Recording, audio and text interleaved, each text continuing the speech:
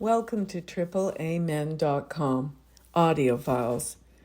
My name is Auntie Jill, and this is Chapter 18 of Living Sober, entitled Easy Does It. Have you just this minute finished reading the previous section and you're now rushing right into this one? Why?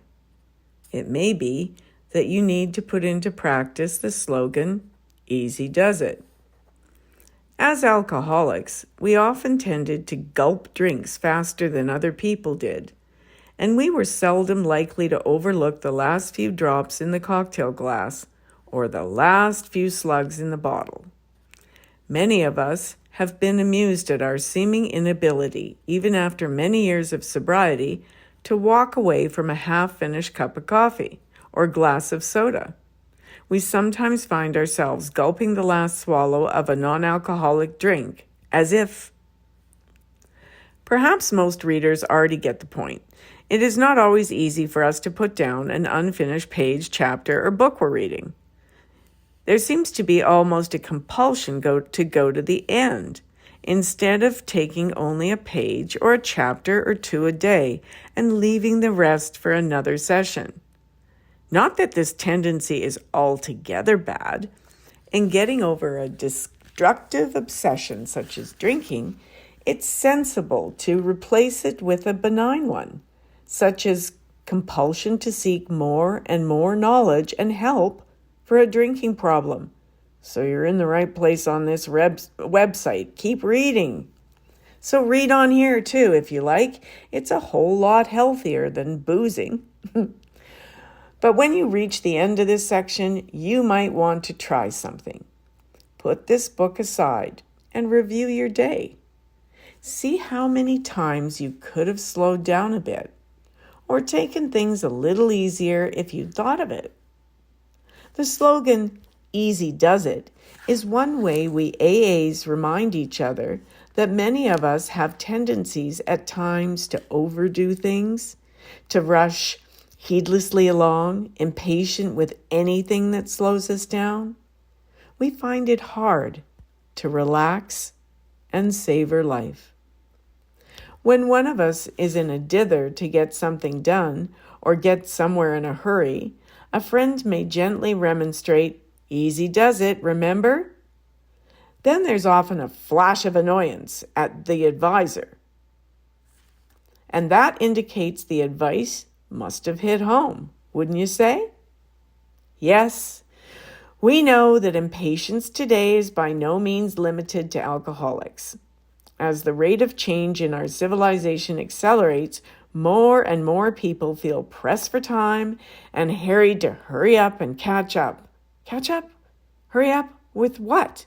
With whom? Such pressure does not push most drinkers into alcoholism, as anyone can see.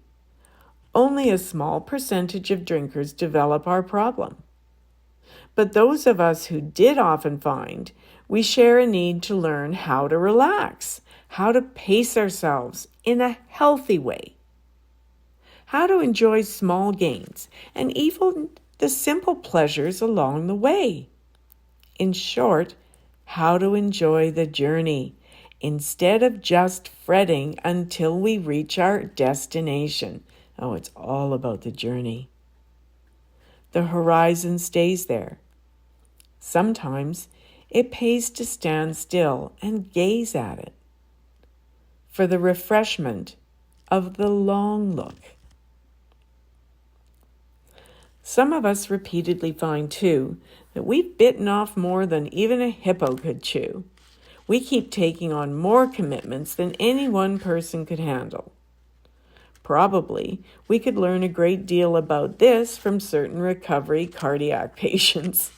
Many of them manage to be vigorously and productively active in a measured way, which avoids harassment, overexertion, and frantic enslavement to the clock.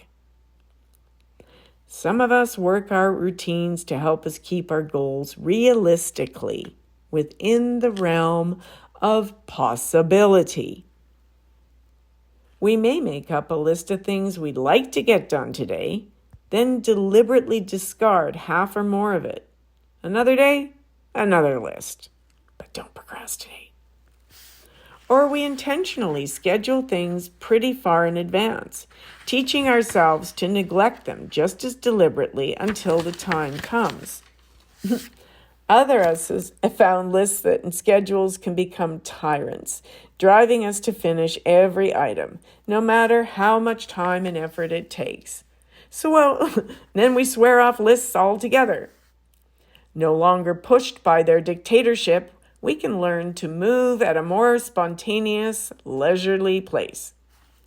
For a great many of us, sitting quietly alone for 15 or 20 minutes before starting each day's activities helps us set out in a relaxed, orderly frame of mind. I go to a meditation group, AA-based. Some of us use specific methods of prayer or meditation, which we have found particularly well suited to this person. Check out the M tab, lots of selection. And maybe several times during a hectic day, we manage to sit undisturbed with eyes closed for a 5-minute break, then resume work refreshed. Check out that meditation tab, there's a lot of selection. For some of us, it is easier to slow ourselves down if we have the help of another person.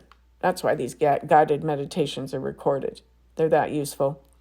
We may be unable to generate our own peace, but sometimes we can make ourselves sit quietly and listen to a friend who has achieved a measure of serenity.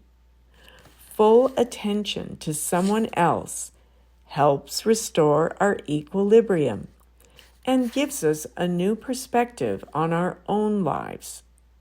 So we may see that they don't have to be a rat race.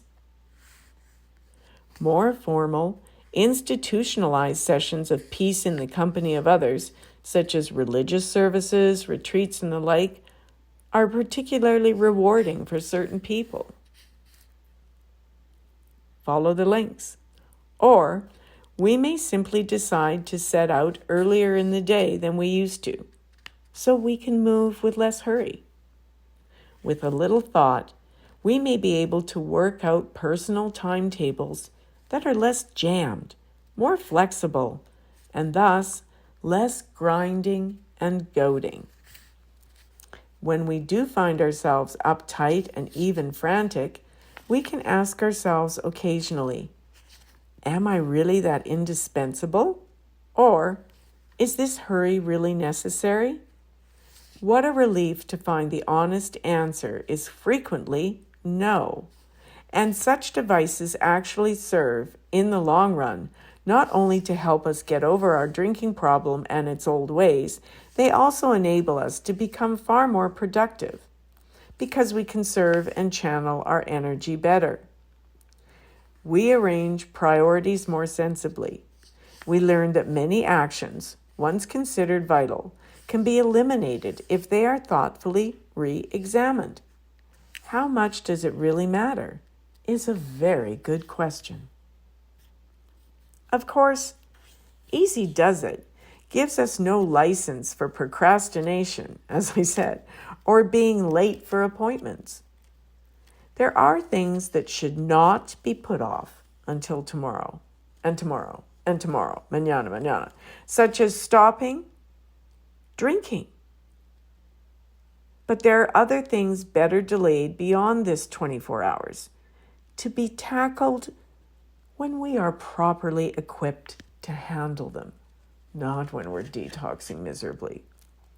Once, an extremely sick and agitated alcoholic called an AA office and said she had to have instant help. She was asked whether she could hold on 20 to 30 minutes until someone could be gotten to her. "Oh no," she said. "My doctor told me I had to have help right away, immediately, and there isn't a moment to lose." Then she went on, "And that was the day before yesterday."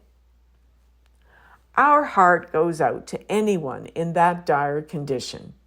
We know all too well how it feels. Help did arrive for the excited caller within the hour, and now she tells the story on herself as an example of what she used to be like. It is almost incredible when you see how composed, yet energetic, how calm, but alert she is now. If a strong inner core of peace, patience, and contentment looks at all desirable to you, it can be had. Remind yourself once in a while that maybe easy does it is this day's ideal speed. The change can start right now.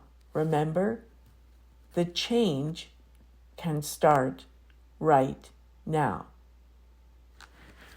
Thank you for listening. This is Auntie Jill, and that has been Chapter 18, pages 44 to 47 of Living Sober.